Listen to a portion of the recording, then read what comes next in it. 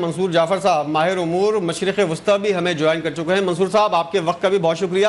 جیسا کہ ابھی ڈاکٹر صاحب بتا رہے تھے کہ ہم کو ہر فورم کے اوپر جو ہے وہ آواز اٹھانی ہے۔ پڑوسی ملک افغانستان جو ہے وہ یوز ہو رہا ہے، انڈیا اس کو یوز کر رہا ہے اپنی پراکسی کے ذریعے، اور دوسری بات یہ ہے کہ اب یہ بات بھی ثابت ہو گئی ہے منصور جعفر صاحب کہ افغانستان کے اندر جو ہے وہ اسرائیل بھی انوالو ہے اور پاکستان کو نقصان پہنچانے میں اس کا بھی ایک مین کردار ہے۔ جیسا کہ ڈاکٹر صاحب نے کہا ہر فورم کو تو پاکستان یوز کر رہا ہے، اور کون کون سے آپشن آپ سمجھتے ہیں؟ دفاعی طور پر تو ان لوگوں کو ہم ویسے بھی کنٹرول کر رہے ہیں، جنگ بندی بے شک ہو چکی ہے، لیکن جو بھی کارروائی ہوتی ہے اس کا ٹکا کر جواب بھی دیا جاتا ہے۔ اس کے علاوہ آپ کیا سمجھتے ہیں اور کون کون سے آپشن ہیں پاکستانی قیادت کے پاس جن کو یوز کرنا چاہیے؟ یہ یقیناً اس وقت اسرائیل کا ایک نیکسس اس خطے کے اندر موجود ہے، اور خاص طور پہ ماضی میں اگر آپ کو یاد ہو تو یہ جو ہنود یہود گٹھ جوڑ کی ایک ٹرم ہے، یہ ویسے ہی انوالو نہیں ہوئی، اس کا باقاعدہ ایک ریشنل ہے اور ایک پوری ہسٹری ہے۔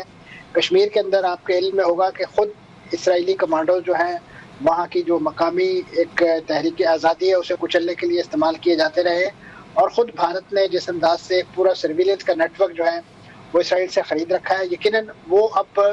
اس وقت افغانستان میں بروئے کار لایا جا رہا ہے، اور وہاں پہ بھی بہت سارے اسرائیلی اکوپمنٹ سمیت اور ان کی جو ٹیکنالوجی اور ان کی جو تربیت ہے وہ بھی وہاں کے جو اس وقت انتہا پسند حلقے ہیں ان کو نرش کرنے کے لیے استعمال کی جا رہی ہے۔ یقیناً پاکستان کے سیکیورٹی ادارے اور پاکستان کے جو پالیسی ساز انسٹیٹیوشنز ہیں وہ اس پوری صورتحال سے باخبر بھی ہیں، اور اس کو کاؤنٹر کرنے کے حوالے سے ان کے پاس ایک حکمت عملی بھی موجود ہے۔ لیکن کچھ چیزیں ہیں کہ جو پبلکلی ڈکلیئر کرنا مناسب ہوتا ہے، اور کچھ چیزیں ہیں کہ جن کو بیک اینڈ پہ یقیناً ایکسپلائٹ کیا جاتا ہے، ایکزیکیوٹ کیا جاتا ہے، اور یہی وجہ ہے کہ آپ نے دیکھا کہ اس وقت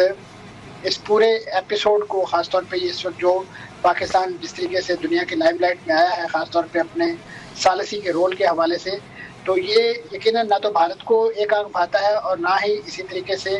اسرائیل اس بات پر خوش ہے، اگرچہ اسرائیل کی مجبوری ہے کہ وہ اس وقت امریکہ کو فور فرنٹ پہ رکھ کے اس بارے میں براہ راست لب کشائی جو ہے یا کوئی بات کرنے کی ضرورت نہیں رکھتا، لیکن حقیقی معنوں میں پاکستان کا جو مسئلہ فلسطین کے حوالے سے جو مسلمہ موقف ہے وہ بھی اسرائیل کے لیے ناقابل قبول ہے، اور اسرائیل نے ماضی میں بھی بہت سارے ایسے ایفرٹس بھی کی ہیں، کوششیں بھی کی ہیں کہ جس میں ایون ہمارے جو نیوکلیئر پروگرام ہے اس کو بھی سبوتاج کرنے کے حوالے سے کچھ ایسی کارروائیاں ان کے ہاں سے پلان بھی کی گئی، لیکن الحمدللہ ہمارے جو سیکورٹی ادارے ہیں، ہماری جو فضائیہ ہے، انہوں نے اس کو بہت پہلے پریمپٹ کر کے جو ہے وہ ایک لحاظ سے ناکام بھی بنایا۔ تو پاکستانی حکومت کے پاس یقیناً جو اس وقت عالمی پلیٹ فارمز موجود ہیں، جس طریقے سے ماضی میں جو بھارت کے اندر کی طرف سے کی جانے والی اندرون ملک دہشت گردی تھی اس کا ایک پورا ڈوزیئر بنا کے اقوام متحدہ کے پلیٹ فارم پہ دیا، اور وہاں پہ اس وقت ڈاکٹر ملیحہ لودھی ہماری سفیر ہوا کرتی تھی، انہوں نے بڑا وہیمنٹلی اس کو جو ہے لیڈ کیا، اور اس حوالے سے انڈیا کے خلاف ایک رائے عامہ جو ہموار ہوئی۔ اب یقیناً پاکستان کو ایک اور ایج حاصل ہے کہ پاکستان اس نان پرماننٹ ممبر بھی ہے سیکورٹی کونسل کا، اور وہاں پہ اپنی افیکٹو ڈپلومیسی کے ذریعے اپنے اس کاز کے لیے یا اس ایشو کے لیے بہت ساری انٹرنیشنل سپورٹ بھی حاصل کر سکتا ہے، اور بالخصوص اس امریکہ اسرائیل جنگ کے بعد عرب دنیا پر بھی واضح ہو گیا کہ خطے میں کون ان کا دوست ہے اور کون دشمن ہے، اور وہاں پہ بھی جس انداز سے خلیج کے اندر بعض ملکوں کے اندر اس طرح اسرائیلی انفلوئنس اور اسرائیلی ان کی انٹیلیجنس اور ان کی جو سرویلنس بہت زیادہ بڑھتی جا رہی ہے، وہ بھی ان کے لیے ایک میں سمجھتا ہوں آئی اوپنر ہونی چاہیے، کیونکہ ہمارے پڑوس میں اسی موساد اسی اسرائیل کی انٹیلیجنس نے جتنے بڑے پیمانے پہ تباہی و بربادی برپا کی ہے کہ وہاں کی مذہبی سیاسی اور عسکری قیادت کو ان ون گو جو ہے